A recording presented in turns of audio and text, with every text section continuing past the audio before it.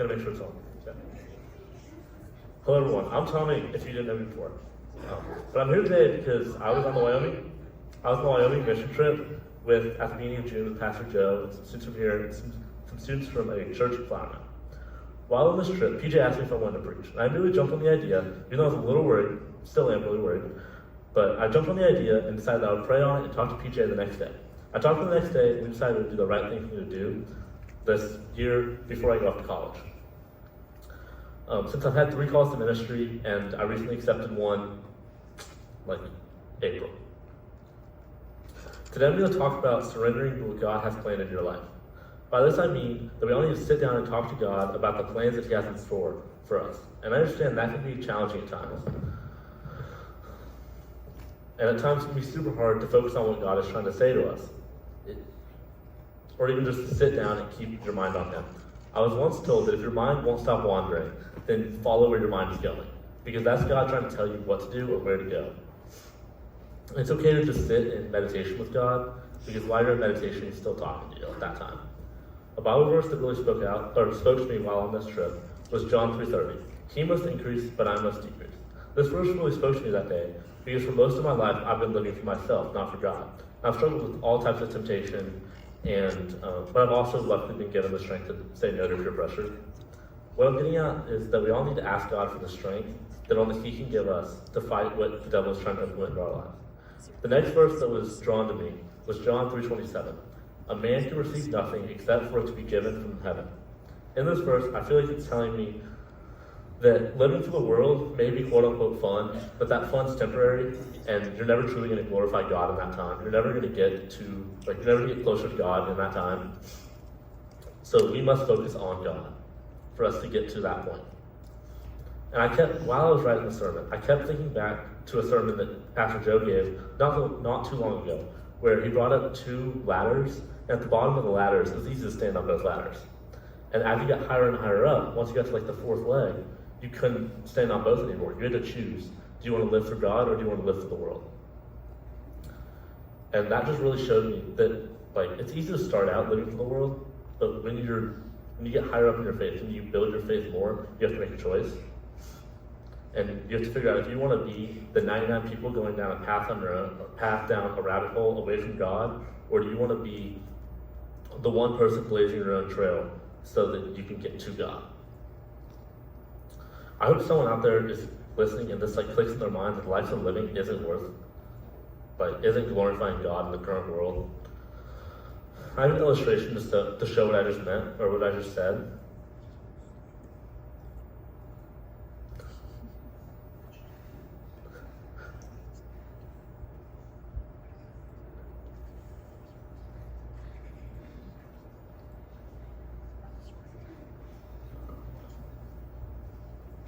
No illustration. Okay. The illustration is going to show a bunch of people walking down one path, and then there's another path next to it, and this person walking down on their own. And I was going to show that,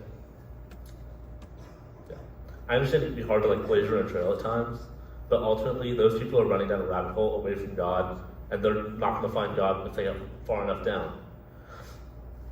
But if everyone is able to just blaze their own trail, we can switch that over from being the 99 people that are running away from God to 99 people running to God. There's 3 questions I want you to ask yourself tonight. How was life before God? So I want to share with you all my testimony so you can see how God worked in my life through my hard times. So I was born into a very strong Catholic family, and so soon after I was born, I was baptized. In the Catholic Church, baptism is more of a dedication to the baby. It's not the baby choosing to accept God in their life, it's the parents saying, we're going to raise the kid to love God. So after baptism, I was pretty good. I went to Christian preschools, and we prayed as a family and all this. But then I soon realized the hurt in my life. So me and my grandma have birthdays that are about a week apart. And soon after my first birthday, she passed away. And I was really close to her, because one girls aren't close to their grandparents, but my brother was very close to her. And at her funeral, my brother lost the ability to walk. And it sounds crazy, but he was getting out of the car at her funeral, and his legs just would not work. And they still don't work. We soon learned that it was a genetic disorder that everyone in my family was a carrier for. And it comes prominent at a traumatic event. And his traumatic event was our grandma dying. And at the same time as my brother losing the ability to walk, my dad was re-diagnosed with cancer. And my dad had cancer when he was 22, and he was told it would never come back. But they used a different type of radiation than they use now, and the radiation was on his whole body. So he was re-diagnosed with cancer 20 years later. So I'm gonna leave that there for a second, and I'll tell you all about me when I was younger. So after baptism, as a little kid, I was the kid that knew all the Bible trivia. I loved God. And then, so with that, I went to spend all my time at church. And I did most of the time, meaning that I got my sacraments done, and sacraments are just things that you start doing when you get older in the Catholic Church. It's like baptism, which is a dedication, and then First Communion. So the first time you take communion, that's at about 7. Reconciliation or confession, which is when you just talk to a priest about your sins and how you can get rid of them, and they give you special prayers. And then there's confirmation, which is a baptism in other faith or other denominations. Marriage, which is marriage. Holy orders, which is when you decide that I'm going to be celibate, I want to be a priest or a nun or a monk. And you marry the church, and you're married to the church for life. And then there's blessing of the sick, which is a prayer that they pray over people when they're sick to heal. So I've done 4 of them, and I'll only do 5, hopefully. So I was on this good path with God for a really long time. And then my dad's cancer kept coming back and back and back, stronger and stronger.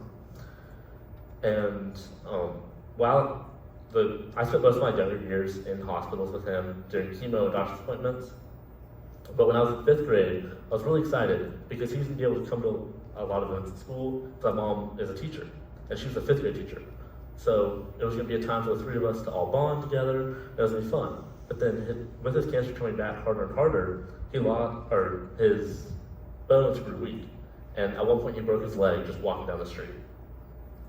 So we didn't want to risk it by him coming to school all the time. So I didn't get to spend a lot of time with him at that year. And then when I was in 6th grade, I was happy to be at the middle school with him because he was a teacher and coach there. So I was going to finally get that needed time with him. And the year started out great. I was able to see him all the time, and then with the chemo, it kills the immune system. And what would be like a common cold for me or you would send him to the hospital for days. And on a Sunday, he started coughing a lot, so we're like, okay, we'll just take him to the hospital, and we'll get it all figured out, we'll get medicine, and we'll be good. And then that Thursday, on October 12th, he passed away. And so that was a really hard time in my life. I was 11, my dad passed away. I wasn't there to be with him. I chose to go home instead. I was given the option of being there or going home, and I chose to go home. And that's still my biggest regret, is I wasn't there to be with him or my family that night. I didn't even go home that night, I went to a friend's house. But that doesn't matter. Very soon after my dad's passing, I asked God, why would you allow this to happen in my life? I'm sure most people have asked. Which caused me to question if I shouldn't be here anymore, and even caused me to question suicide. I questioned if God was real, causing me to question suicide. And that's because I did not have God in my life anymore.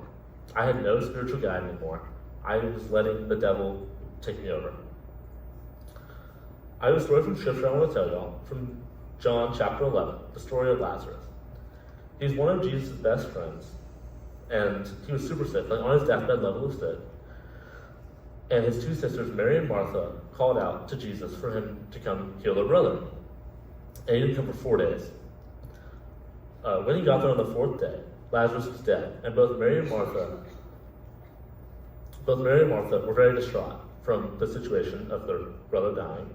And they both said to Jesus, Lord, if you had been here, my brother would not have died. I want you all to think about how powerful that statement is. She knew Jesus had the power to heal, but she knew there had to be a reason. And Jesus said to her, I am the resurrector, and the life, the one who believes in me will live even though they die. Whoever lives by believing in me will never die. What happened next was Jesus saw her weeping, and the Jews who had come along with her also weeping. He was deeply moved in spirit and troubled. Where have you laid him? He said. Come and see, Lord, they replied. Jesus wept. Then the Jews said, See how he loved him. But some of them said, could not he who opened the eyes of the blind man have kept this man from dying? Let's go back to verse 35 where it says, Jesus wept. This is one of the most powerful verses in the Bible, but it's also the shortest verse in the Bible. And it really shows that Jesus felt the pain, feels the pain that we feel in every situation, and he weeps when we are mourning, and he feels the pain that we feel. I think the scripture really shows that even when I didn't want God in my life, God was there for me, and he was still mourning for me. He was healing me with me. And this leads to my next point. How have you changed? So that was a very dark part of my life, and since me accepting God back into my life has been nothing but light. I started having moments with God when I was 16 in my church, and that's really when I accepted God back into my life. And that's when I really had my first call to ministry, and at that point I thought it was the priesthood. I've decided I'm not a priest. That's just not the right life for me. But one thing that did come out of it was that I was more open to visit new churches. So I was asked to come to Wake one Wednesday when I was 16. I was asked to come to Wake, and I came in. I was like, you know what, I'll come. And I came in, and it was very high energy, very energetic. And that's very different than what I'm used to. The Catholic Church is very traditional, it's very monotone. And I came to Wake and it was very upbeat. So it was different. And I was uncomfortable at first. Everyone could tell I was uncomfortable. And then we got into the sermon. And Joe went up there and he preached, and I can't tell you what he preached anymore, but he probably did great. But I can tell you how the night ended. The night ended in an altar call, where we all turned around and used our chair as an altar to pray. And I remember I prayed that day for 20 minutes, even after people left. I just kept praying and kept praying and kept praying. And that's really when I kickstarted my relationship with God again. And that's my depressive thoughts left. My thoughts of suicide left. That moment. I was praying and they just left. And it kickstarted my relationship where I prayed more and I read my Bible more. And I was soaking in the Word of God. My second call to ministry was when I was 17. At that time, I wasn't ready to follow what he had in store for me, so I can't even tell you anything about it. I had it, looked at it for a day, and then left. Didn't come back to it. And then my most recent one, I had just taken my senior photos for college announcements, and I said I wasn't going to come to church that night because I don't know, didn't want to come to church that night. And then I got home at 6:30, and I ate fast. And I was like, you know what, I might as well go. I had nothing that's quote unquote better to do on a Wednesday night. So I went. I remember I came in late, in the middle of worship, and that night, Joe had us all spread out and sit alone. So I sat alone, and Hannah was sharing her testimony and her call to ministry, and I started crying. And I'm not an emotional person. I started crying because I felt an overwhelming wave of emotions come over me. And it was the most powerful and the biggest pull from God ever. And that was God telling me that this was my call to ministry. I needed to accept it now. So I accepted my call that night. And I'm obviously still going to Texas A&M. So I'm still trying to figure out how ministry and A&M go together. But I started praying over that night, and I started praying over that. But I couldn't let that moment stay here. I had to find a way to make it a movement, which leads to my last point. How can we grow? In order to grow, we must surrender to God's plans in our life. I have a song that talks about this.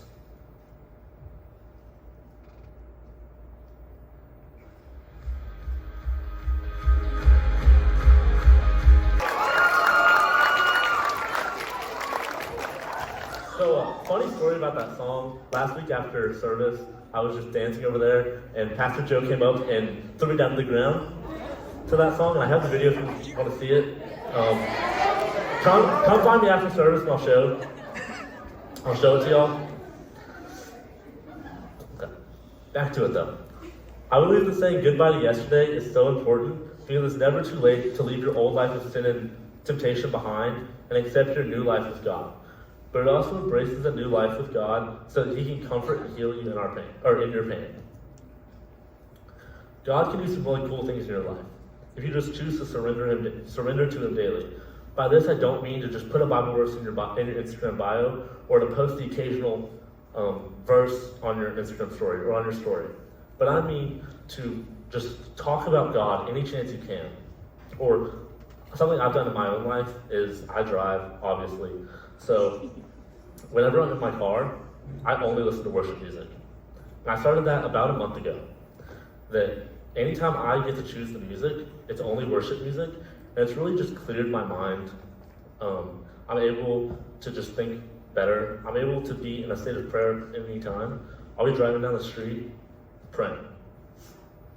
And I wasn't able to do that before when I was listening to other music, because I don't know, for me, I can't pray in other, like if I'm listening to other music. I have to be listening to worship music if I'm listening to music. And so with that, I was listening to worship music at work the other day, and I work outside, I work on boats. So I was cleaning a boat while I was listening to music, and my boss came up to me, and he was like, "Oh, like, are you a big worship music guy?" It's like, "Yeah, I listen to it all the time." And then it just started like a small little conversation about God. And then later that day, I still had the worship music on. And another guy came in, and he sat down on my boat, and we talked for like an hour and a half about God. This is a kid I've never talked to about God before, and just me having worship music on started this hour and a half long conversation, which I think is awesome. That even just like the little things can have like a big impact on your day. Another thing you can do is pray. Like pray out loud for the people that you love. And it can be hard, trust me, but the only way you can get better at it is to practice. So, like my goal now is to pray for strangers. I can pray for the people I love. I pray for people I love all the time. But I want to pray for strangers out loud. So how I do that is I practice. I just have to pray for strangers now. And that's just really like, if you start doing that, you'll start to realize that your life's going to get easier. You're going to be able to grow with God better. And then you guys can play the 3 hours.